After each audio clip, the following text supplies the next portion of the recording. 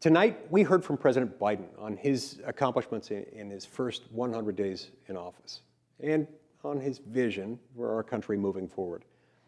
It's been a telling 100 days and a telling evening, though not perhaps in exactly the way that President Biden has presented them to Utahns and to all Americans. While President Biden campaigned as a centrist and something of a moderate, he's governed as anything but that.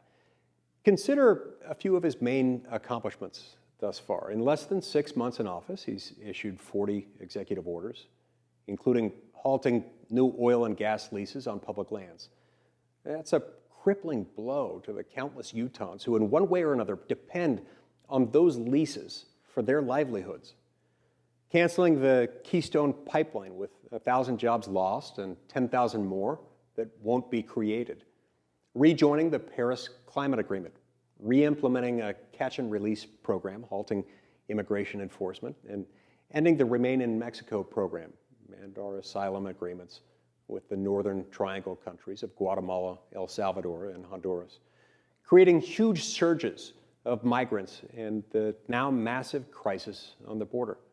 He's passed a COVID relief bill spending $1.9 trillion, with only 9% of that going towards public health, and the rest of it going towards a partisan progressive wish list.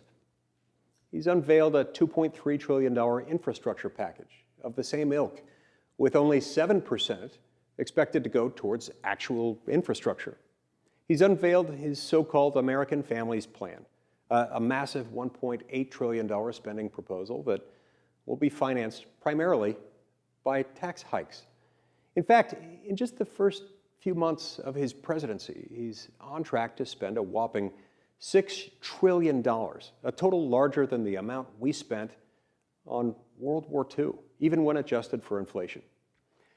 On top of all that, President Biden has signaled openness to nuking the filibuster and packing the Supreme Court, something he had long opposed. He's insultingly and falsely painted Georgia's election integrity efforts as Jim Crow 2.0. Rather than the unity that he promised, President Biden has instead delivered extreme partisanship. He's taken unprecedented action to fulfill a progressive far-left agenda and increase the size, scope, and costs of the federal government. Ultimately, this agenda will only serve to make Utah and our country less prosperous, less fair, and less free. We have to remember that ultimately, government power is force, and it expands only at the expense of our liberty.